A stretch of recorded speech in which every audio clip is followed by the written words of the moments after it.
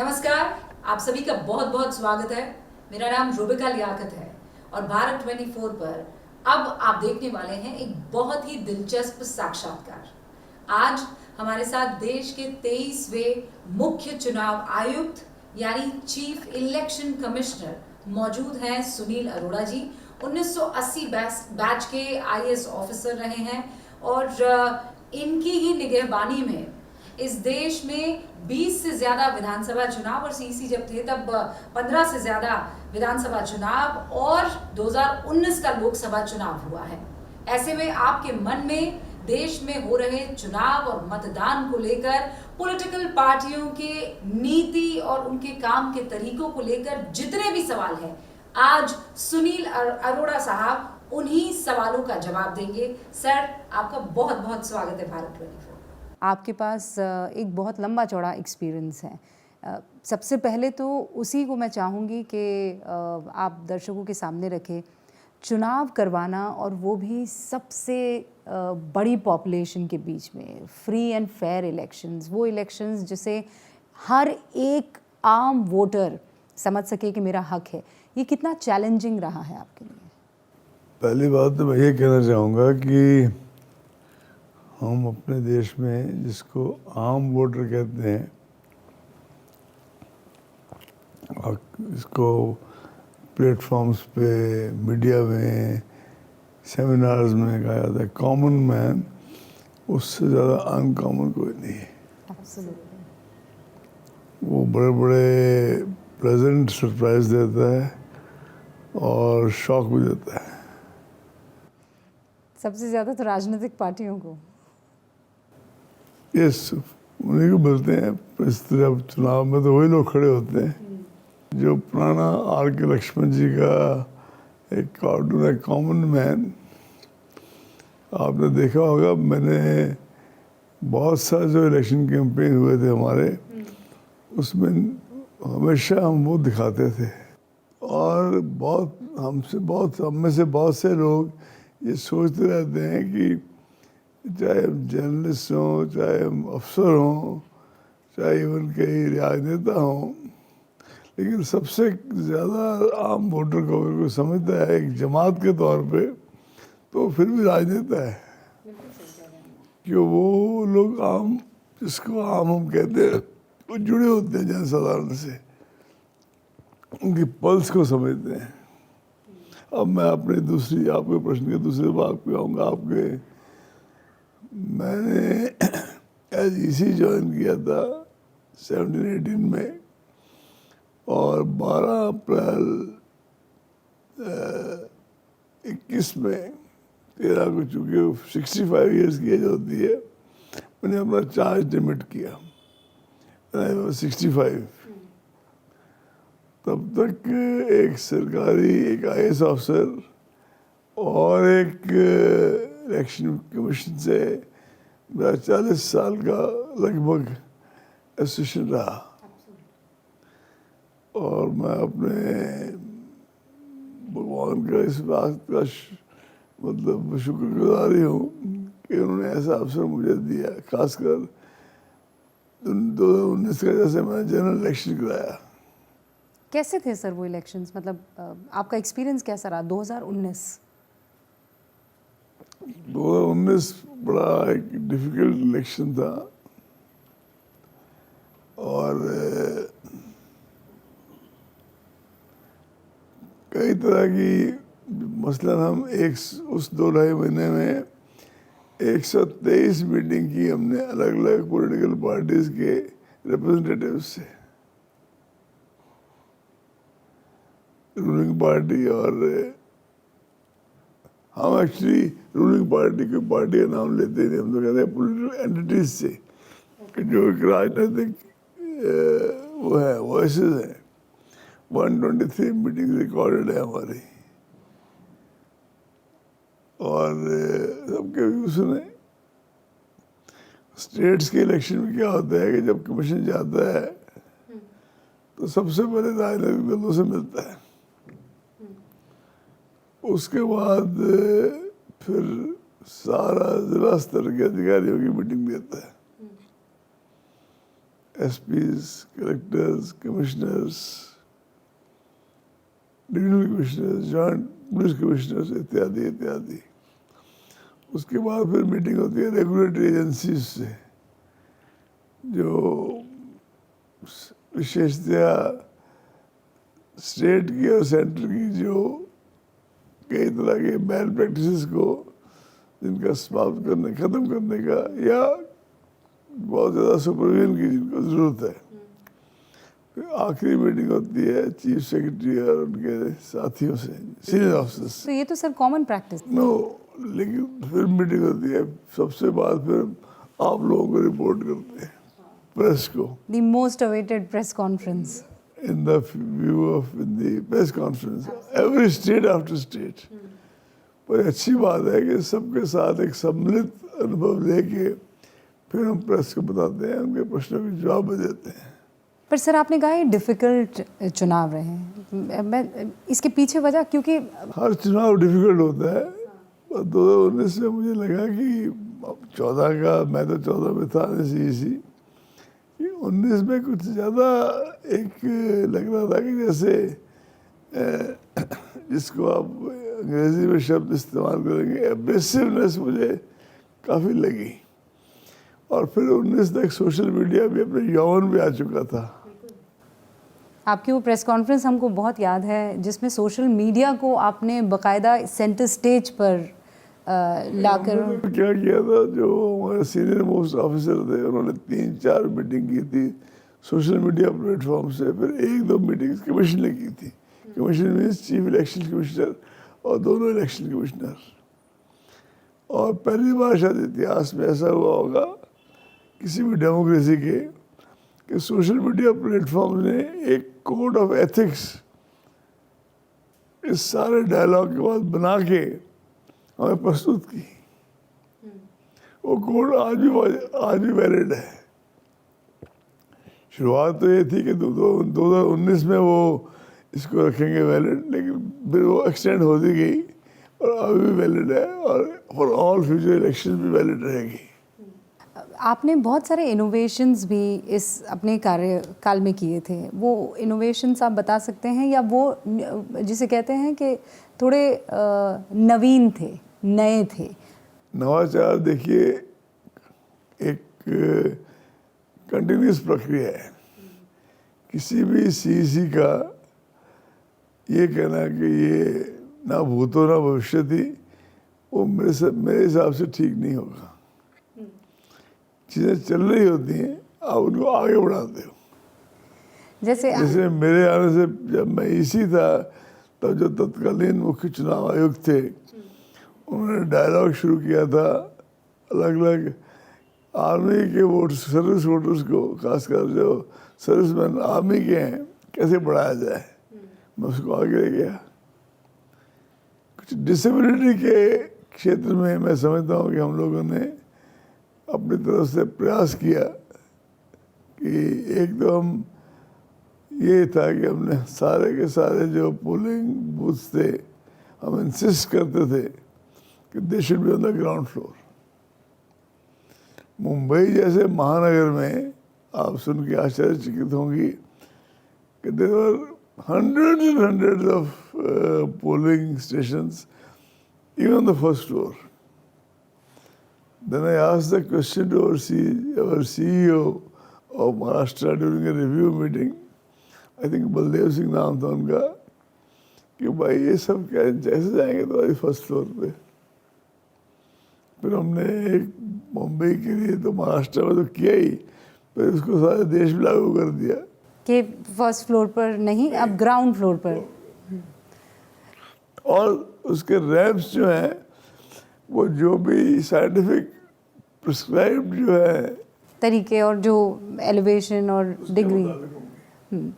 हमारा कई लोगों ने, और कोई भी सीईसी मैंने ये किया, मैं तो उसको थोड़ा सा नहीं ठीक मानता, सब भी लोग मिलकर करते हैं। वो तो आपके पहले सेंटेंस में ये बात समझ में आ गई कि आपने कहा कि नहीं, इट्स अ टीम एफर्ट। मैं दोबारा उस बात पर जा रही हूँ जिसमें आपने अब्रेसिव शब्द का इस्तेमाल किया कि वो खुरदुरे रहे, थोड़े अनइवन से रहे। यही वो टाइम था जब सबसे ज़्यादा चर्चा, मतलब 2014 से आप शुरू कर लीजिए और जो दूसरा टर्म आया इसी गवर्नमेंट का, ये आरोप लगते रहे कि ईवीएम और ख़ासकर पार्टियाँ, राजनीतिक पार्टियाँ ईवीएम वीवीपैट इस पर भरोसा नहीं करेंगी। सबसे पहले तो सर मैं चाहती हूँ कि ये ईवीएम को लेकर राजनीतिक पार्टियों के मन में जो कि भाई इसको आप इसमें कुछ रद्दोबदल किया जा सकता है, इसमें चुनाव आयोग खेल कर सकता है, ईवीएम के ज़रिए रिजल्ट्स में परिवर्तन लाया जा सकता है, कितनी सच्चाई है? देखिए, मैंने एक छोटी सी बुकलेट बनाई थी मीडिया के लिए उस टाइम। उसमें सारे ईवीएम का पूरी पृष्ठभूमि है। 77 में एसएल शक्दर थे, उनके अंडर सीईसी जो थे, ईवीएम की एक इलेक्ट्रॉनिक मशीन की एक कमेटी बनाई गई। फाइनली 84-5 में, सॉरी 82-3 में ईवीएम को टेस्ट केस के तौर पे इस्तेमाल किया गया। वैसे मैं, आप चाहें तो मैं आपको लिस्ट भी दे सकता हूँ। नहीं सर, पर उस लिहाज से तो 41 साल है ना, फिर भी ये विश्वास और राजनीतिक पार्टियों में ही नहीं जाग पाए। इसलिए अफसोस होता है कि जब तो किसी भी स्टेट में, जिसको हम कहते हैं आज का विपक्ष जीतता है, ईवीएम ठीक है। जब रूलिंग पार्टी जीतती है तो ईवीएम को टेम्पर किया गया। अब 19 में चुनाव हुए, जनरल इलेक्शंस, जुलाई के आसपास चुनाव हुए दिल्ली में, कई स्टेट्स में। दिल्ली से स्टार्ट कर लीजिए भले ही, कभी कोई पार्टी जीती, कभी कोई पार्टी जीती, कभी कोई पार्टी जीती। तो क्या ईवीएम उस वक्त सही है? और जो रूलिंग पार्टी, जो प्रेजेंट रूलिंग पार्टी है, वही जीते तो ईवीएम से टेम्पर हुआ गया।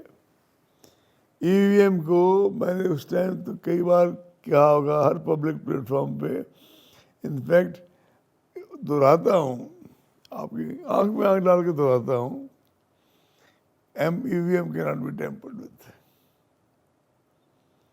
बाकी हर मशीन ये किसी ना किसी कभी न कभी मेल फंक्शन कर सकती है। आपकी नई गाड़ी कर सकती है, नया पेन खराब हो सकता है, कोई भी मशीन कर सकती है। Sophisticated, there's a difference between malfunctioning and tampering. Tampering है जब आप उसको एक पर्टिकुलर ध्येय के लिए, एक पर्टिकुलर गोल के लिए उसके साथ वो करो, मेलाफाइड्स हैं आपकी, आप खराब करो उनको कुछ रिजल्ट लाने के लिए कि इनको जिताना है, इनको जिताना है, नहीं हो सकता। ये चुनाव आयोग की तरफ से तो सर बुलाया भी गया था ना, कि आके ओपन चैलेंज था कि पार्टियां आकर, राजनीतिक पार्टियां हुआ था। फिर देखिए, और फिर सारा ईवीएम का जो काम था मेरे टाइम पे, तो जो कमेटी पहले से चल रही थी, 10 साल यूपी के थे, उसमें भी यही कमेटी थी, सेम कमेटी। किसी मेंबर ने एक आध बदल गया हो वो अलग बात है। हाँ, और उसी लेवल की कमेटी, उसी लेवल की। इलेक्शन कमीशन से वो कभी उनको कोई किसी पर्टिकुलर चीज़ के बजट वगैरह के लिए आना पड़े, बात करनी पड़े, वो टाइम मांग सकते हैं, लेकिन इलेक्शन कमीशन का उन पर ना कोई नियंत्रण है, ना ही वो इतने सीनियर लोग हैं कि नियंत्रण पसंद करेंगे। आप ये कह रहे हैं ईवीएम से टैम्पर नहीं किया जा सकता है सर जी। ये वीवीपैट वाला क्या मसला है फिर? वीवीपैट तो बहुत बाद में इंट्रोड्यूस हुए। आप ऐसे काम करें, क्योंकि आपको तो कई बातें पूछनी है। ये एक छोटी लिस्ट मैंने बनाई थी आपके लिए, जब पता लगा कि आप आ रही हैं। ये हाई कोर्ट, खासकर सुप्रीम कोर्ट के वो वाले जजमेंट्स हैं जिसमें ईवीएम का जो यूज़ है, ईवीएम वीवीपैट का, वो इलेक्शन कमीशन के पक्ष में किया गया कि सही है। सर मतलब ये तो उसके बावजूद अभी भी फिर एक केस चल रहा है। मैंने सुना था, मेरे जो सहयोगी हैं या जो मेरे उत्तराधिकारी हैं वो लोग एक दिन बात कर रहे थे, हम लोग बैठे थे कि फिर कोई केस चल रहा है, फिर हम बता देंगे। हम तो हाथ जोड़ के बताते रहते हैं सबको, पॉलिटिकल पार्टियों को भी, माननीय न्याय। पर हमें सबसे ज़्यादा सेटिस्फेक्शन इस बात की है कि चाहे माननीय उच्च न्यायालय हो, चाहे माननीय उच्चतम न्यायालय हो, उन्होंने इलेक्शन कमीशन के इस पर्सपेक्टिव को समझा और कभी भी कोई इस तरह की बात नहीं सुनी। वो सर कहते हैं ना कि जब तक सच जूते पहनता है तब तक झूठ जो है वो पूरी दुनिया की चक्कर लगा आता है। इनफैक्ट एक बार तो मैंने देखा था कि जो प्रोसेस आने, ये सभी लोग तीनों जो हमारे टेक्निकल कमेटी में हैं, काफ़ी मतलब उनको वो लोग क्षोभ में थे कि हम इतनी मेहनत करते हैं और बनाता कौन है, BHEL बनाती है, 2 पब्लिक सेक्टर कंपनी बनाती हैं, लेकिन इनकी देख रेख में। और ये एक छोटी सी किताब है, मेरी इंटरव्यू तो खैर आप ले रही हैं, उसके लिए तो बात होगी। इसमें कवर्ड है presentation on electronic voting machine EVM and electronic voter verifiable paper audit trail VVPAT, जो आपने बोला। थोड़ा सा इसको देख लीजिए कभी। हम अपनी प्रेस कॉन्फ्रेंस में मैं हमेशा 100 कॉपी रखता था। सर तो ये कॉपियाँ आपने उन तमाम राजनीतिक पार्टियों को नहीं दी जो अक्सर इस पर आरोप लगा रहे थे? होगी 10। तो फिर आपको क्या लगता है एक कॉमन मैन के तौर कॉमन मैन तो कोई है नहीं। अगर 76% लोग आके वोट कर रहे हैं, छत्तीसगढ़ जैसी स्टेट में जहाँ नक्सलाइट्स की बात करते हैं, वहाँ भी 75 to 78% लोग आगे वोट कर जाते हैं। वहाँ हम 10, क्योंकि वहाँ 10 यहाँ तक मुझे ध्यान है 10 अफेक्टेड डिस्ट्रिक्ट्स को अलग से फेस कराना पड़ता है, वायलेंस, पॉसिबल वायलेंस के कारण, और फिर भी वहाँ लोग पहुँच जाते हैं। और सबसे अच्छी बात है महिलाएं पहुँच जाती हैं। वो जो इलेक्शन कमीशन का कार्यक्रम है स्वीप, उसका भी थोड़ा बहुत असर हुआ होगा। खूब करते हैं, हर ECI करता है, हम भी करते थे, आज भी हो रहा है, ताकि वोटर ज़्यादा से ज़्यादा आ सके, अधिक आ सके। तो जहाँ हमारी कहीं गलती है हम हम्बली एक्सेप्ट करने को तैयार हैं, लेकिन EVM के मामले में इलेक्शन कमीशन, कोई भी सक्सेसिव इलेक्शन कमीशन गलत नहीं है। आप ये कह रहे हैं कि ठीक, मुझे पता है जनरल इलेक्शन से पहले कई राज्यों में सरकारें जो थी वो मौजूदा सरकार जो सेंटर में थी उसकी नहीं थी, उसके बावजूद ये सवाल उठाए गए और ये कहा गया कि ये जो पूरी चुनाव की प्रक्रिया है, प्रणाली है, यही सवालों के घेरे में। खासकर VVPAT, बहुत बाद में वो आया, लेकिन VVPAT को लेकर के पर्ची गलत निकलती है, बटन कोई दबा दीजिए। Social media I respect it a lot, but a whole lot of videos are fake videos also. कोई कमी नहीं है फेक वीडियोस की, या जिसको आप जर्नलिस्ट की भाषा में क्या कहते हैं वो बनाने की। आप बताइए ना, प्रूवन केस कौन सा है? 2019 के चुनाव में भी जिस देश में 912 मिलियन इलेक्टर्स हों,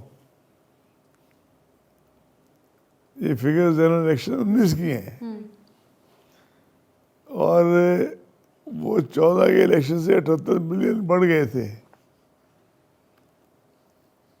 फीमेल इलेक्टर्स बाई 42 मिलियन बढ़ी थी। इतना जो जिस देश में इतना विहंगम और इतना मतलब एक वास्ट उसका फैला वास्ट हो, उसमें आप कोई, फिर भी मैं कहता हूँ EVM का किसी कोर्ट का, ऑनरेबल कोर्ट का कोई एक जजमेंट बता दीजिए जिसमें इस बात पे यकीन किया गया। देखिए, हम तो जस्टिसेबल तो है ना, ऐसा तो नहीं कि इलेक्शन कमीशन अपने आप में एक फाइनल अथॉरिटी है। हमारा हर एक्शन भारत के संविधान के मुताबिक हाई कोर्ट में चैलेंज हो सकता है। हाई कोर्ट फैसला ना दे, चलिए आपके हिसाब से सुप्रीम कोर्ट जा सकते हैं आप। ये तो मेरे पास 10 तो आपने बता ही दिए केसेस जहाँ पर नहीं, ये 10 नहीं है, अगर आप इसका पन्ना उल्टेंगे तो तकरीबन 40 केस आए इससे। Bombay high court, Calcutta high court, Delhi high court, Gujarat high court, Karnataka high court, Madhya Pradesh high court, Madras high court, Uttarakhand high court, Rajasthan high court, मतलब कोई और सुप्रीम कोर्ट के अलग है, वो लिस्ट अलग है। आप कहें वो भिजवा दूंगा, इसलिए कह रहा हूँ आपको भिजवा दूंगा क्योंकि चैनल से तो लोगों को एजुकेट करने का साधन है। यही तो वजह है सर कि ये सवाल जो प्रिंट मीडिया और चैनल्स तो ही तो लोगों को एक तरह से शिक्षित, एक पूरी अवेयरनेस का साधन, सबसे इम्पोर्टेंट। यूँ नहीं कहते फोर्थ स्टेट है, हम सारी मीटिंगें करके स्टेटस में जाके और फाइनली किसको जाके रिपोर्ट करते हैं। एक तरह से रिपोर्ट में भी is not the correct word, हम किसके आगे सारा खुलासा करते हैं? प्रेस के सामने। क्यों करते हैं? पूछिए, हमसे प्रश्न पूछिए, हम उत्तर देंगे। एब्सोल्युटली। लेकिन अब तो प्रेस को भी सवालों के घेरे में रखा गया है। चुनाव आयोग तो एक सर इंडिपेंडेंट संस्था है, लेकिन बावजूद उसके बहुत सारे सवाल खड़े होते हैं और इसीलिए मैं बहुत क्लीन जिसे कहते हैं या साफ शब्दों में कहते हैं, ये चुनाव आयोग और सरकार का रिश्ता क्या होता है, ये दोनों कैसे काम करते हैं? क्या ये सच है कि चुनाव आयोग को डिक्टेशंस आते हैं, या चूंकि मौजूदा सरकार है तो सर ये थोड़ा ऐसे कर लेना वैसे कर लेना? ये जो आदमी हैं, मैं अब आम शब्द का इस्तेमाल आपके सामने नहीं करूँगी, बट ये जो एक्स्ट्राऑर्डिनरी हमारी जनता है, उनके मन में ये विचार जो लाए जाते हैं और जो एक नैरेटिव सेट किया जाता है, कभी ईडी को कहा जाता है कि इशारे पर काम करिए। You are not, I am sure आप उस पर बात नहीं करेंगे, पर मैं चाहती हूँ मैं क्यों नहीं करूँगा, बिल्कुल करूँगा। जो भी रेगुलेटरी एजेंसीज हैं, इंडिया की रेगुलेटरी एजेंसीज कौन सी है जो जस्टिसेबल नहीं है, रिस्पॉन्सिबल टू कोर्ट्स नहीं है? नंबर एक, ड्यूरिंग इलेक्शन टाइम इवन जो इस तरह के बड़े सेंसिटिव केसेस हैं, कोई they have to at least send report to the ECI. मसलन मैं उदाहरण दिया, एक पर्टिकुलर स्टेट का चुनाव चल रहा है तो मैं स्टेट का नाम में ही लूँगा। जब 2019 में मेरे जनरल इलेक्शंस भी चल रहे थे, उसी के आसपास बीच में एक पर्टिकुलर स्टेट की 300-400 पेज की रिपोर्ट आई और हमने तुरंत मीटिंग की, पूरे कमीशन की। रिपोर्ट क्या थी सर?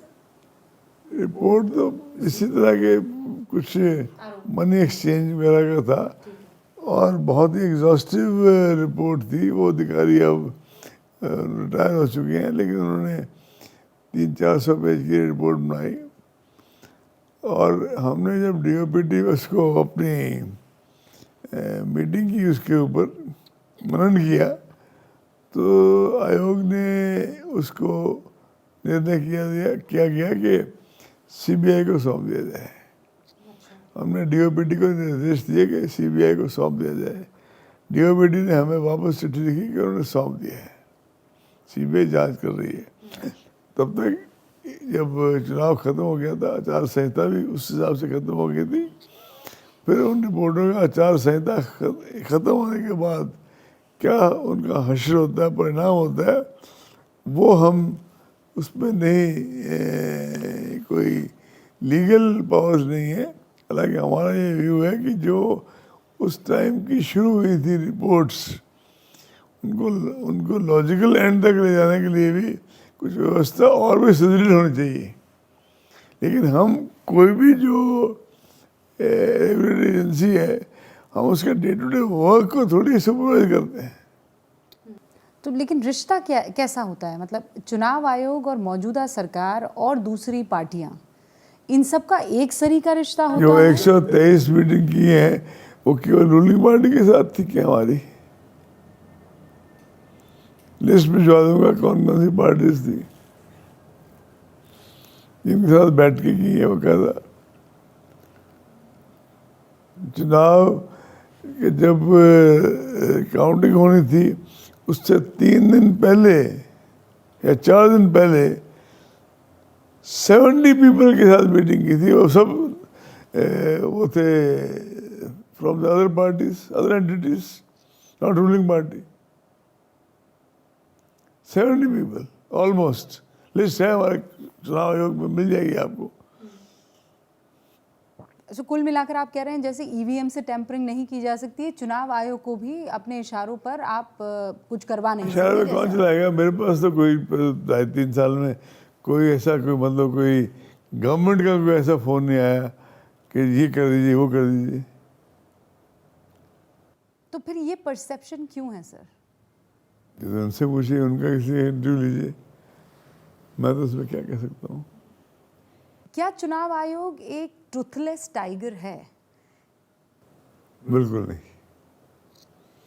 दंतहीन। इवन जो रिप्रेजेंटेशन वो तो पैरट के सीबीआई को किसी जमाने में कहा गया था, वो एक सेपरेट इशू था।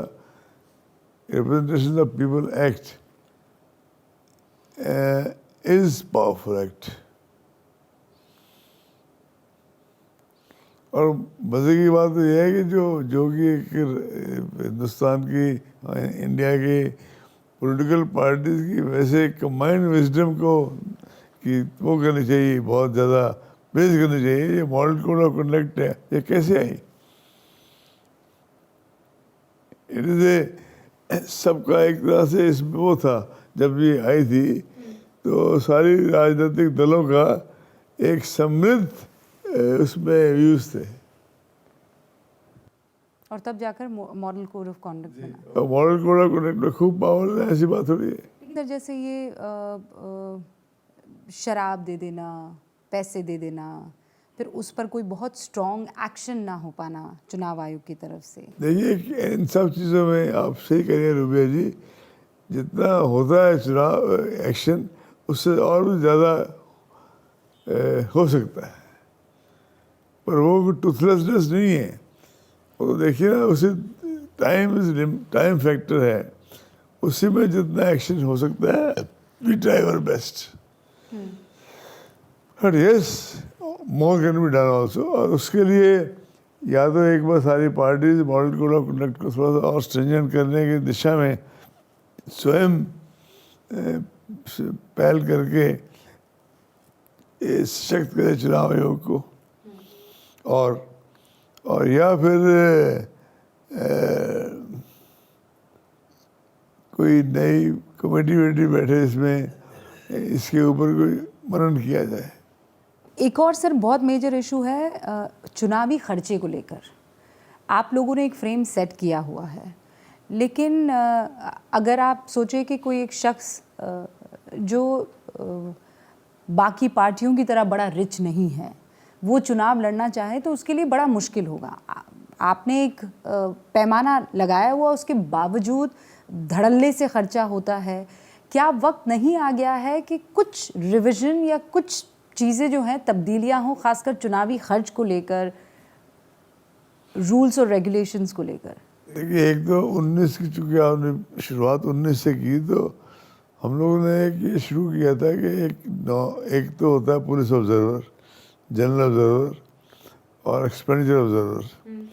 हम लोगों ने स्पेशल ऑब्जर्वर्स लगाने शुरू किए थे, मेनली एक्सपेंडिचर के लिए। Retired members of the CBDT या उस तरह के लोग मेंबर्स वगैरह रहे हैं, चेयरमैन रहे हैं, चेयरमैन नहीं, मेंबर्स तो सभी थे। और उसके हमें कुछ वांछित परिणाम भी मिले, एनकरेजिंग रिजल्ट्स मिले। But yes, that should be एक तो ओवरऑल रिवीजन और हो जानी चाहिए। तो सर ये कामयाबी हमें मिल क्यों नहीं पाई? जैसे मॉडल कोड ऑफ कॉन्डक्ट लागू होने में आपने कहा कि हम सब सारी पार्टियों ने मिलकर, ये उनका तरफ से एक पहल थी जिसका सब ने मिलकर फ़ायदा भी उठाया और अच्छा रहा लोकतंत्र के लिए। तो ये एक सीमा बांधने में चुनाव आयोग कामयाब क्यों नहीं हो पाया? बांधने में तो कोई किसी ने ऑपोजिशन नहीं की, लेकिन देखिए ना, दिस इज ताली एक हाथ से नहीं बजती, दो हाथ से बजती है। और दूसरा हाथ इसमें चाहे रूलिंग पार्टी हो चाहे अदर ऑपोजिशन पार्टीज हो, दोनों हाथ बजने चाहिए इसमें। They should also be party to it. कभी ऐसा हुआ कि आपको लगा कि हेल्पलेसनेस बहुत है, मतलब कुछ नहीं कर सकते, आपको दिख रहा है और नहीं हो सकता है क्योंकि आपकी अपनी एक सीमा, अपना एक दायरा है? I think we should probably have another political parties के साथ वाइड स्प्रेड कंसंट्रेशन हो। ये कुछ पार्टीज ऐसी हैं जिनके वाकई रिसोर्सेज बहुत कम है, और ये भी फैक्ट है कि जो भी उस वक्त की रूलिंग पार्टी होगी उनको इनबॉर्न या इनहेरेंट एडवांटेज हो गई, होता भी है। उद्योगपति हो या दूसरे हो, वो लोग भी जो डोनेशन देते हैं तो देखते हैं किसको कितनी देनी है नहीं देनी है, कोई वो नहीं है।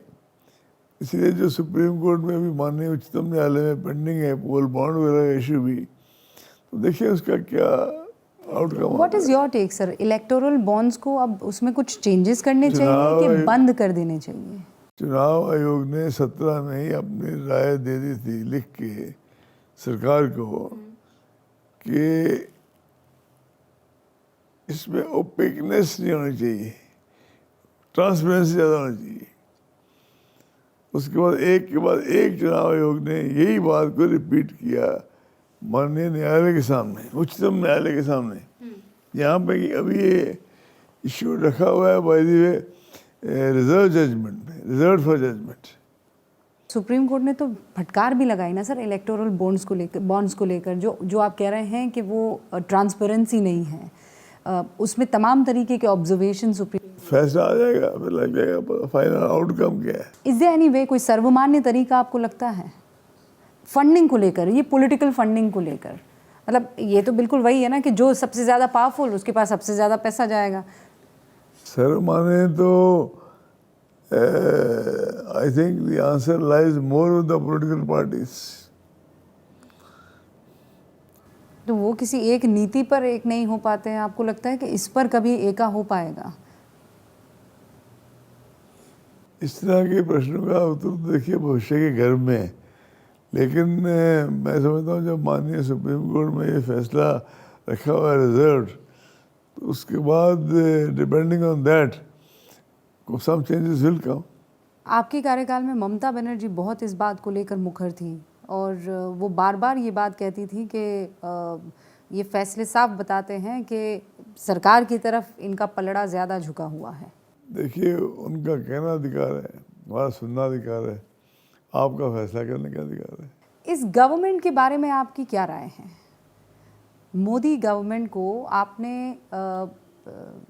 सीईसी के तौर पर भी देखा और उसके बाद भी आप देख रहे हैं 2021 के बाद से लेकर अब तक का, मैं अगर आपसे एक आकलन चाहूँ तो कैसे तौलते हैं आप?